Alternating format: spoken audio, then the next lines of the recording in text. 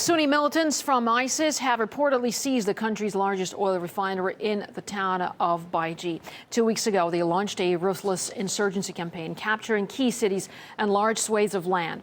They still have Baghdad in their sights. ISIS radicals have been carrying out attacks on the Baiji refinery for the past 10 days, and there were intense clashes with the army, but troops had managed to repel the fighters until now. Let's see why this area is so crucial. And here's why it's important. Well, Baiji accounts for more than a quarter of Iraq's entire refining capacity. The facility processes about 300,000 barrels a day, supplying petrol stations nationwide as well as power plants. Battles over the Baiji refinery have already led to petrol rationing, but its seizure could mean massive queues at gas stations and lengthy electricity outages. At its heart, this conflict is deep-rooted along religious lines. The Sunni-dominated Northwest has historically been at odds with the Shiites living in southern regions, but it's also about strategic interest. Militants are increasingly zeroing in on the biggest oil fields that are controlled by the government. And the industry makes up 95% of Iraq's economy, and it's now under serious threat. We can get more on this now from journalist and Middle East expert Annabelle van der Berg. Thank you so much, Annabelle, for joining us here on RT International. Well, my first question is, what is the game plan here for ISIS in going after the oil? Well, of course, the main aim for ISIS is capturing Baghdad, because that is what they want to get. They want to have the capital, they want to have the entire country under their control. And of course, by capturing the city of Baiji, by capturing the refinery, that is already a big step, because the refinery, as you said before, is very crucial, very important, and a very strategic point. And can Baghdad protect its oil resources by itself? Well, there are some stocks, so there is some reserve that they can use still. So Baghdad, for this moment, is not feeling very, very, very unsafe. But you could see already at the gas stations, long lines are piled up.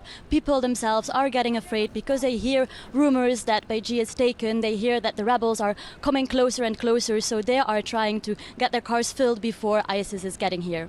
Well, in the worst case scenario, if jihadists do get their hands on the oil resources there, how much of a blow would it be, economically speaking, for the government?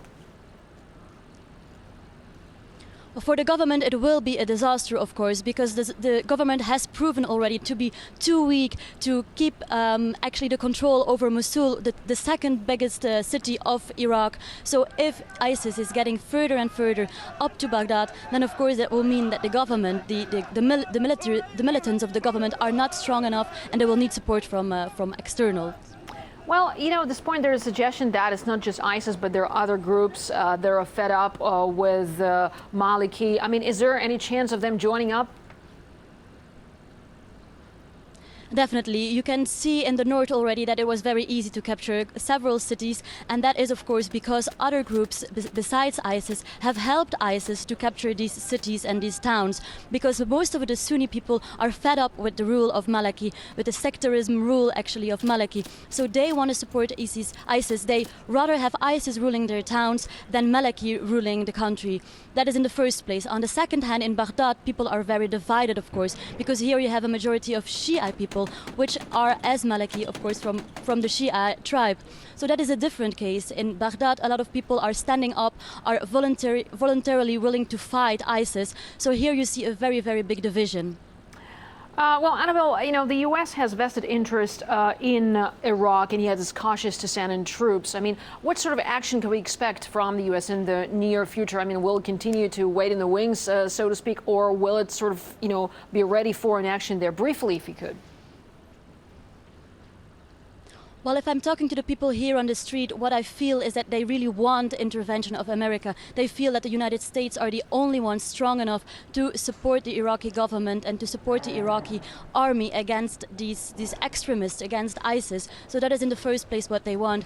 What do they also want is they want the Americans, or the US rather, to urge Maliki to step down, because Maliki is for them the basis or the start point of this problem.